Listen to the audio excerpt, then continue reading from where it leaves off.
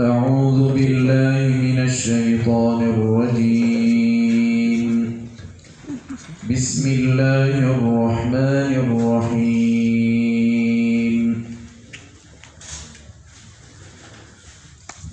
ومن حيث خرجت فول وجهك شطر المسجد الحرام وإنه للحق من ربك. أعوذ بالله من الشيطان الرجيم. بسم الله الرحمن الرحيم. ومن حيث خرجت فول وجهك شطر المسجد الحرام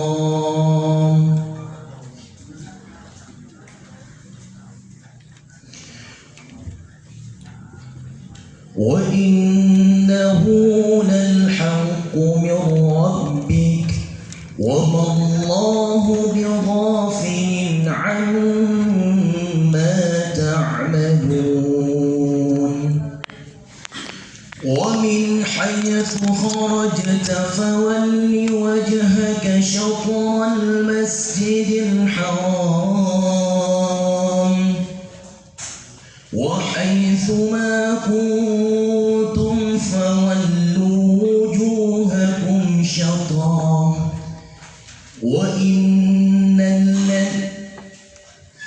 لئلا يكون للناس على الله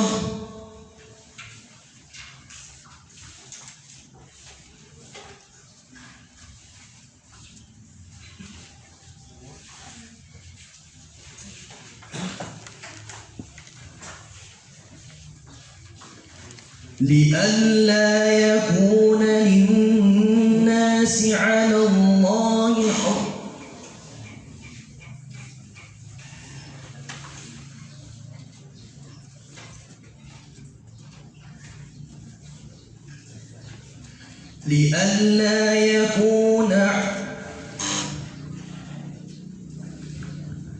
لئلا يكون للناس عليكم حجة إلا الذين ظلموا لئلا يكون للناس عليكم حجة إلا الذين ظلموا منهم فلا تخشوهم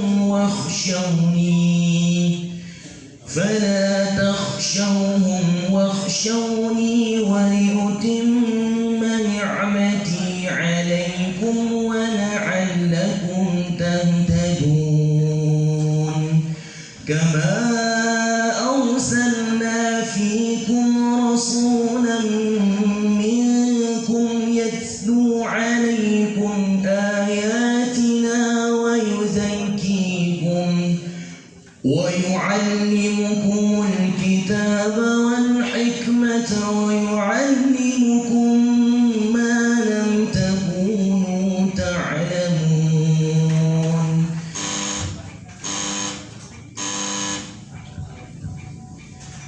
قل إني على بينة من ربي وكذبتم به.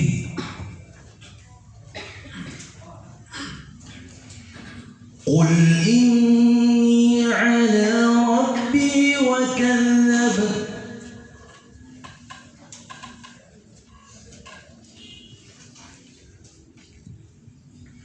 قل إني على بينة من ربي وكذبتم به ما عندي ما تستعجلون به إن الحكم إلا لله يقص الحق وهو خير الفاصلين. قل لو أن عندي ما تستعجلون به لقضي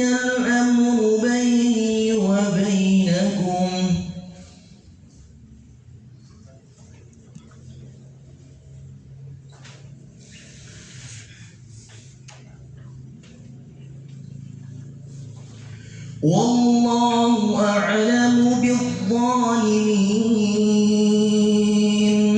وعنده مفاتح الغيب لا يعلمها إلا هو ويعلم ما في البر والبحر وما تسقط من ورقة إلا يعلمها ولا حبة في ظلمات الأرض ولا رطب ولا يابس إلا في كتاب مبين.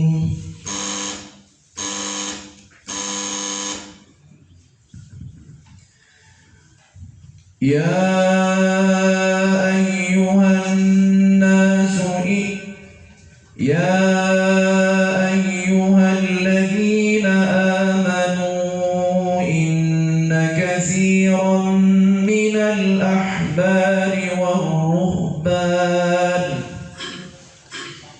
يا أيها الذين آمنوا إن كثيرا من الأحبار والرهبان يأكلون أموال الناس بالباطل ويصدون عن سبيل الله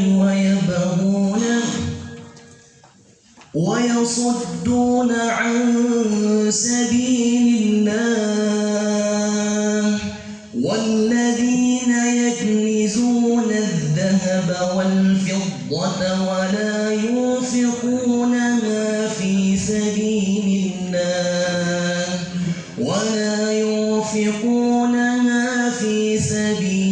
الله فبشرهم بعذاب أليم يوم يحمى عليها في نار جهنم فتكوى بها جباههم وجنوبهم وظهورهم هذا ما كنزتم لأنفسكم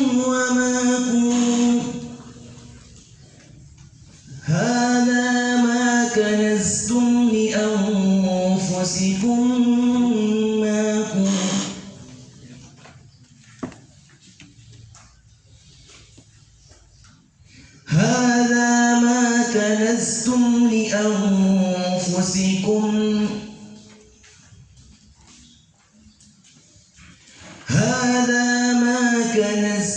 لأنفسكم من الله هذا ما كنزتم لأنفسكم فذوقوا ما كنتم تكنزون هذا ما كنزتم لأنفسكم فذوقوا ما كنتم تكنزون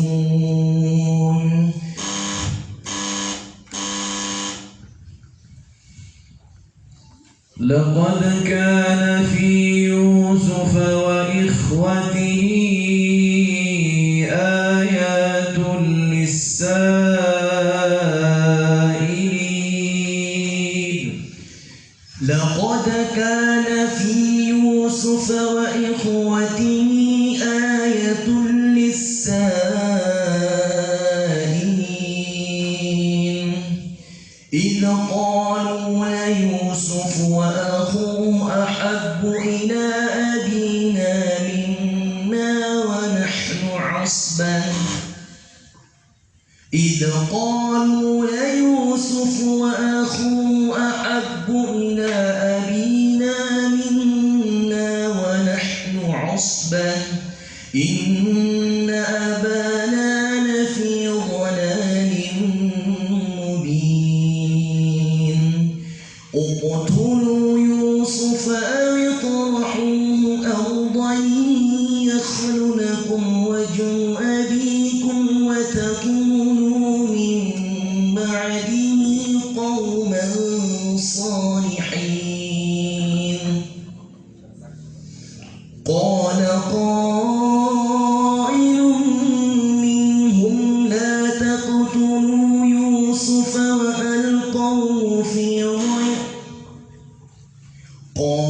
قائل منهم لا تقتلوا يوسف وألقوه في غيابة الجب يلتفظه قال قائل منهم لا تقتلوا يوسف وألقوه في غيابة الجب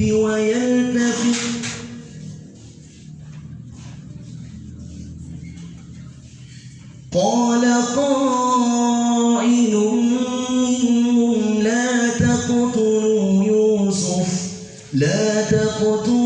يوسف وألقوه في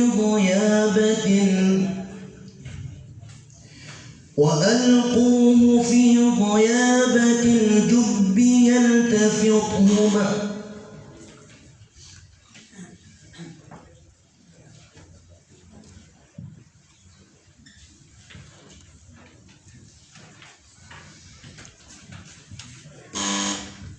وألقوه في غيابة الجب يلتقطه بعض السيارة وألقوه في غيابة الجب يلتقطه بعض السيارة إن كنتم فاعلين.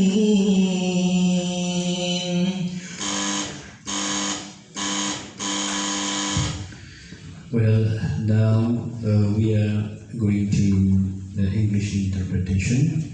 Please, you read chapter Yunus, verse 3.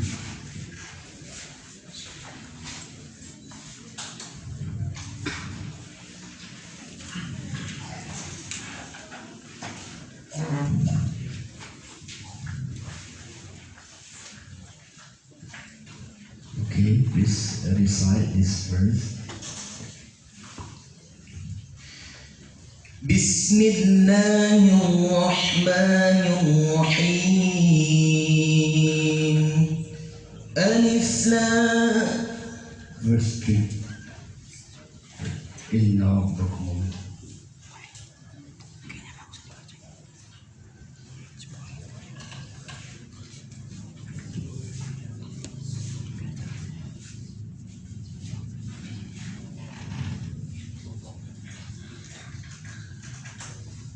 يونس verse 3 إن ربكم الله الذي خلق السماوات والأرض.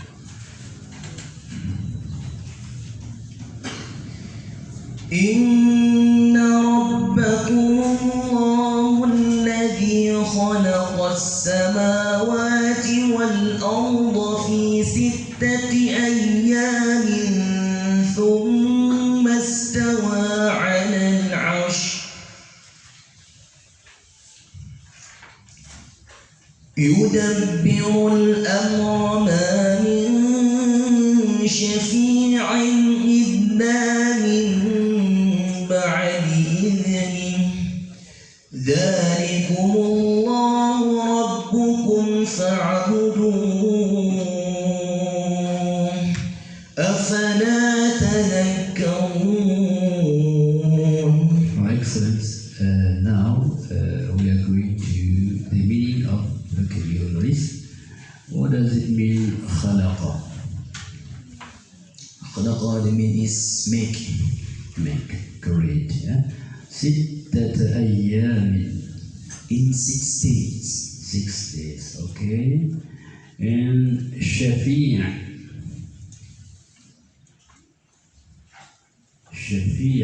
Shafi'a the mean is the recompense from Allah. recompense from Allah, intercessor. Yeah? Okay, and then idnihi, His permission. his permission. فاعبدوه,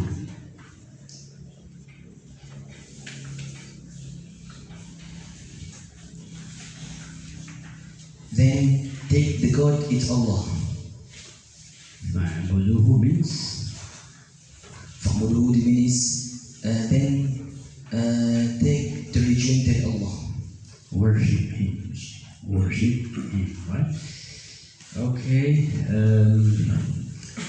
Is there the background of revelation of this verse? I don't find the background of this verse. Okay, tell us the relationship between this verse and the previous one. After Allah explaining in the previous verse, Allah is explaining us about the recompense from the who has believed to Allah and believed into the messenger. And in verse, Allah has explained us about a great from Allah, that Allah has made a world and skies by the 6 years. That is the great from Allah. Okay. Now, please explain this verse in short. Bismillahirrahmanirrahim. Inna rabbakum Allahu alladhi khalaqa as-samawati wal arda fi 6 ayyam. Here Allah explains us that Allah has made the world and the universe, the world and the skies by the 6 years. And 6 years here, we can also 6 years here. Some that say 6 years here, that like 6 years in the world, and some of them say 6 years in the world is different with 6 years in the 6 years in the heaven. ثم استوى على العرش. After Allah makes the skies and the world by 6 years, and Allah make the arsh. يدبر الأمر. What for Allah makes this? This is to show to the Allah makes all of this to show to the people, to show to the believers, to show to the all people on this world that Allah great is so big, that Allah is so great on this world. ما من شفيع إلا من بعد إذنه. That the recompense for Allah, that there is no work or deeds that except that Allah has permitted. ذلكم الله ربكم فاعبدوه. This is great from Allah, and Allah order to the believers, order to all people on this world, that to take worship to them, to take worship to Him. Because Allah has made all of skies, and Allah has made a sky and world, all of universe in the world.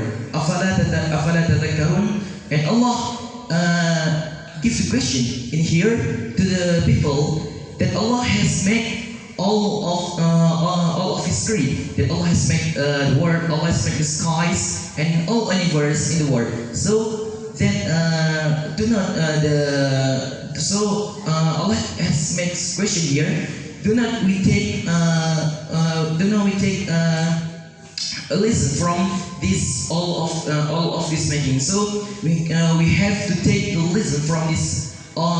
We have to take the lesson from this all of His making. Yeah. In this verse, Allah mentioned ثم استوى على العرش. How do we understand the meaning of al-istiwa in this verse? Al-istiwa is that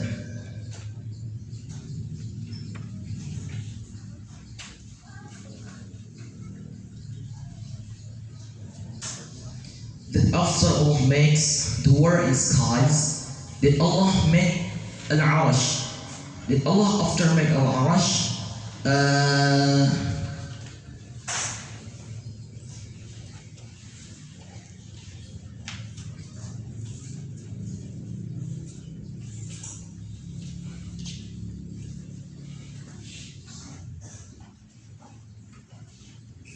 Okay, after Allah make arash, so after Allah make the arash,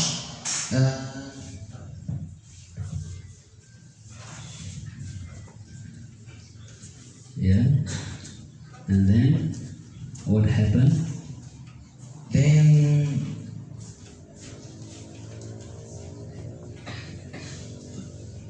The relationship with istiwa, yeah, arash and istiwa.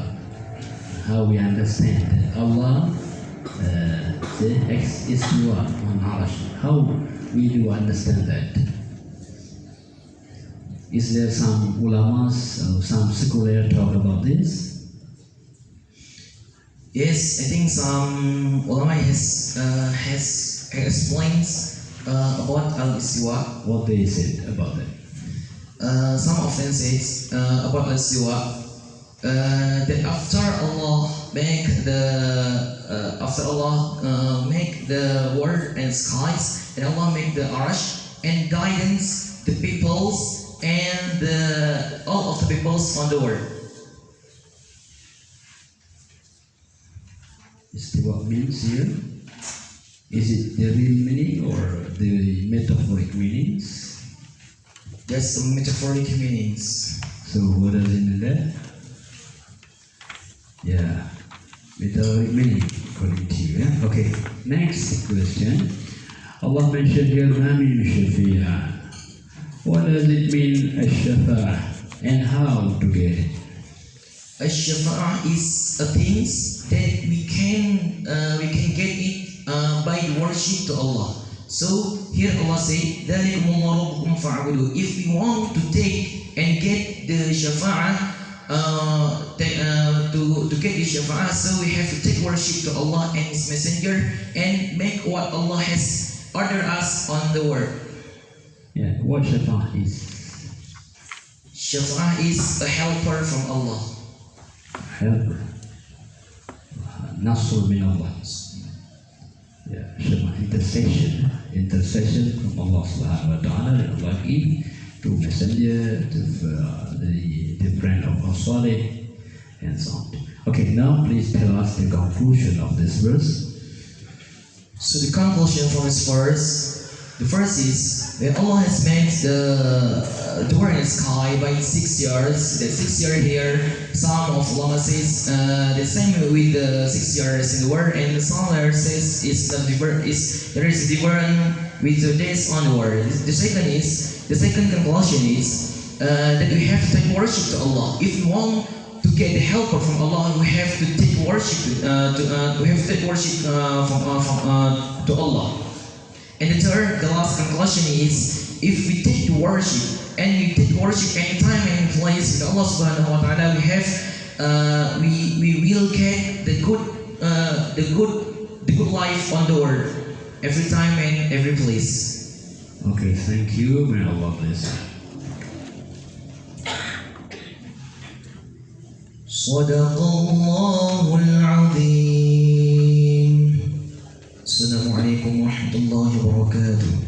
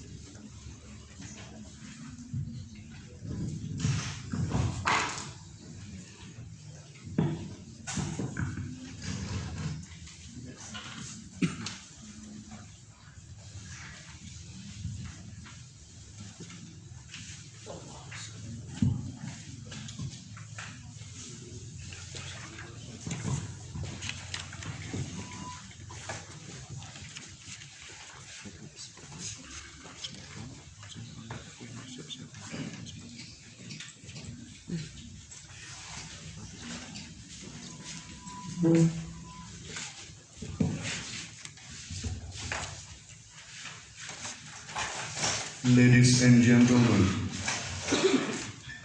that was the performance from Lux Maui. And the next participant we call to number TF202. The number TF202 times is yours.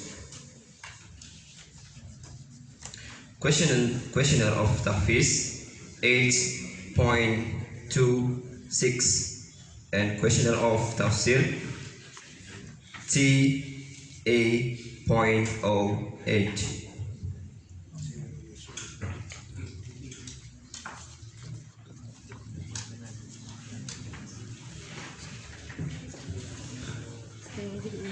Please repeat the question. The question.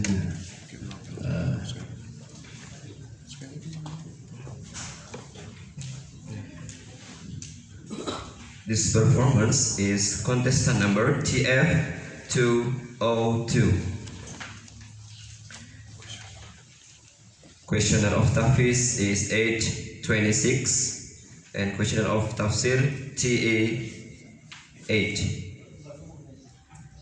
And for the next contestant, please be ready for number TF204. Thank you.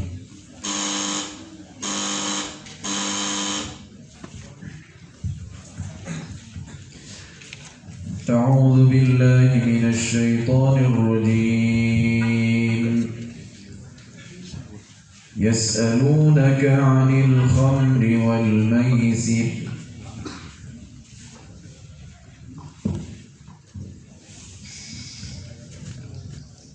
أعوذ بالله من الشيطان الرجيم بسم الله الرحمن الرحيم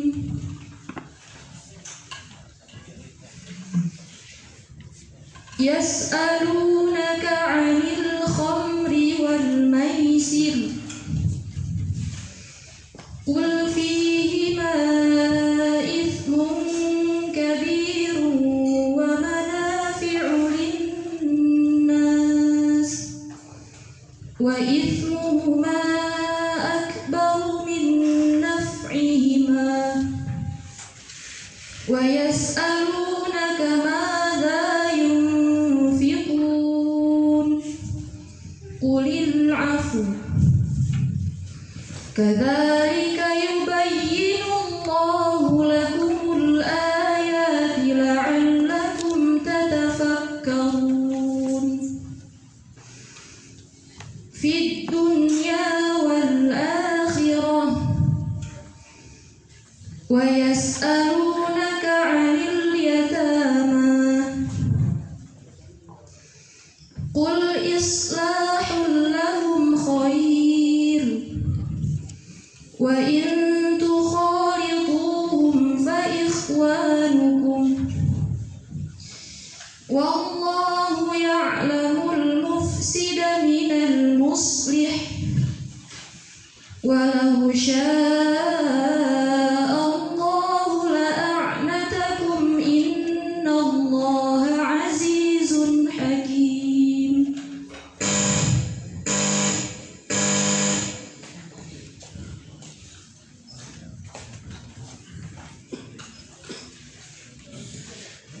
يا أهل الكتاب قد جاءكم رسولنا يبين لكم على فترة من الرسل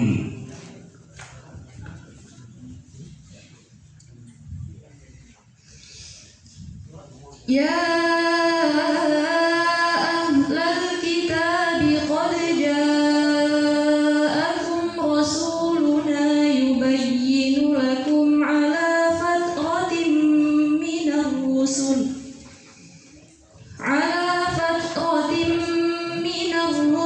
أن تقولوا ما جاءنا من بشير ولا نذير فقد جاءكم بشير ونذير والله على كل شيء قدير.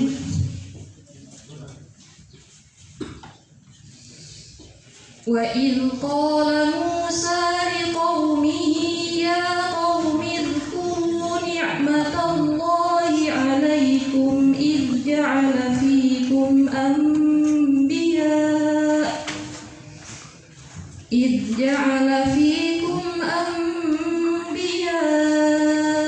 وجعلكم ملوكا وآتاكم ما لم يؤت أحدا من العالمين. يا قوم ادخلوا الأرض المقدسة التي كتب الله لكم ولا ترتدوا على أدباركم فتنقلبوا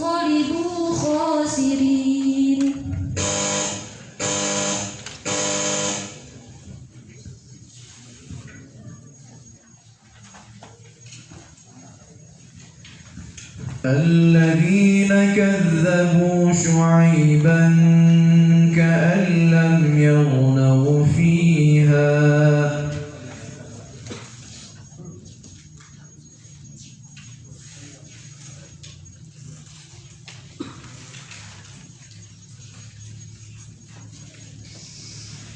الذين كذبوا شعيبا كأن لم يغنوا فيها ألا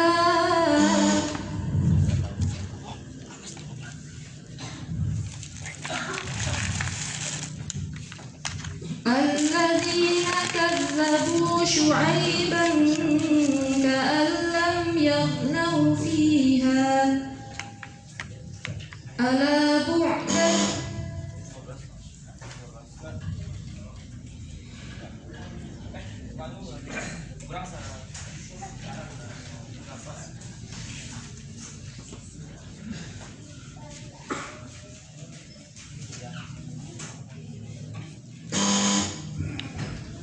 الذين كذبوا شعيبا كأن لم يغنوا